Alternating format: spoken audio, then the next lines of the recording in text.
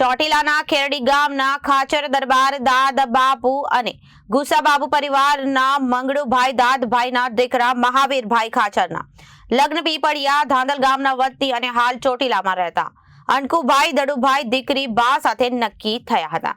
મહાવીરભાઈએ પોતાની જાન બધાથી જુદી જ રીતે જોડવાનો નિર્ણય કર્યો હતો અને રજવાડી ઠાઠ સાથે ઘોડા પર સવાર થઈને જાન જોડવાનું નક્કી થયું, જે બાદ 100 જેટલા ઘોડે સવારો જાનમાં જોડાયા હતા. ચોટીલાના ખેરડી ગામના ખાચર દરબાર દાદ બાપુ ગુસા બાપુ અને પરિવારના મંગળુભાઈ દાદભાઈના દીકરા મહાવીરભાઈ ખાચરના લગ્ન પીપળિયા ધાંધલ અને ગામના વતની અને હાલ ચોટીલામાં રહેતા અંકુભાઈ દડુભાઈની દીકરી બા સાથે નક્કી થયા હતા. મહાવીરભાઈએ પોતાની જાન બધાથી જુદી જ રીતે જોડવાનો નિર્ણય કર્યો હતો અને રજવાડી ઠાઠ સાથે ઘોડા પર સવાર થઈને જાન જોડવાનું નક્કી થયું, જે બાદ 100 જેટલા ઘોડે સવારોએ જાનમાં જોડાયા હતા. ખેરડીથી નીકળેલી જાન ચોટીલા પહોંચતા આકર્ષણનું કેન્દ્ર બની હતી.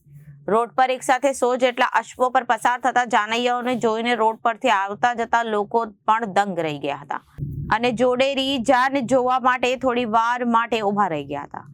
રજવાડી પોશાક સાથે ઘોડી પર સવાર વરરાજા મહાવીરભાઈ ખાચર પર જાનૈયાઓ રૂપિયાનો વરસાદ કરતા જતા હતા. મહાવીરભાઈની જાન જોવા માટે મોટી સંખ્યામાં લોકો ઉમટી પડ્યા હતા. Bureau report Janadesh.